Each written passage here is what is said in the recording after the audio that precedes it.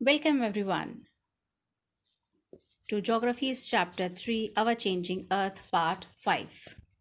So far now, you all are aware of inside and outside forces that causes changes in Earth's movement. Today we will study in detail about work of wind. In this work of wind, we are going to understand with the concept of desert areas because wind action is most prominent in desert areas. Now, children, you all know what does desert mean. It simply means an arid land with usually sparse vegetation due to low rainfall. And because of this less rainfall, here we are having lack of vegetation. So it is the main agent of erosion in dry desert areas where it blows freely because of absence of vegetation. So because of this absence of vegetation, having no vegetation, or you can say low vegetation, the wind blows in a very prominent manner. It blows in strong features, and this is how most of the work of wind is seen in the desert areas. Now let's come towards an important feature of work of wind. As you can see here, the shape of mushroom.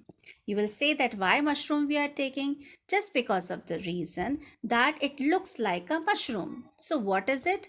As the load of sand is maximum closer to the surface, the lower portion of the rock is eroded more than the upper portion. Eroded, you all know very well that the down portion, due to the heaviness of the sand particles, it blows more in the down portion and the wind freely moves in the upper part. And this is how, due to the heaviness of the sand particles in the down part, it continuously blows with years and years, and this is how it breaks the rock. When it breaks the rock in the down portion, it is being eroded from one place to another, and this forms mushroom shape. Because of this shape only, it is usually known as mushroom rocks. They are also known by another name, that is hoodoos. What it is known as? Hoodoos. Okay, so let's come towards another feature. It is sand dunes. Dunes means a certain shape it makes with the help of the sand. So it is known as sand dunes.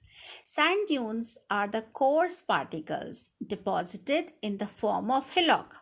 Now hillock means it makes a shape like hills. So that's why it is known as hillock. They develop, and there is some when there is some obstruction in the path of the wind. They vary in height ranging from a few meters to 300 meters. That means up to a limit of a movement of the strong winds that it blows, it is having the sand dunes to be forming. And sometimes it also happens that during sandstorms, the wind carries large amounts of sand grains. As the wind slows down and loses its energy, it starts dropping its load of sand. Such hills of sand deposited by the wind are called sand dunes. Now, also it happens that when it forms a crescent shape, you can see a C shape is also visible. Now, this crescent shape is also known as barchans. Let's come towards the loess. Now, some fine particles are carried by the wind and deposited in the distant areas. Distant area regions means when the wind is blowing to a long distant areas, as well as it makes a complete land formations. It makes a feature of land formations. At that time, the loess is being formed.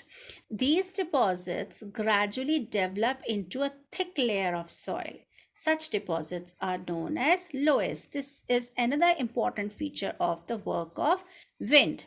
So this is how the topic of work of wind is complete. Now this chapter is also completed. Whatever the writing part is given, you all complete it on time. God bless you all, children. Thank you.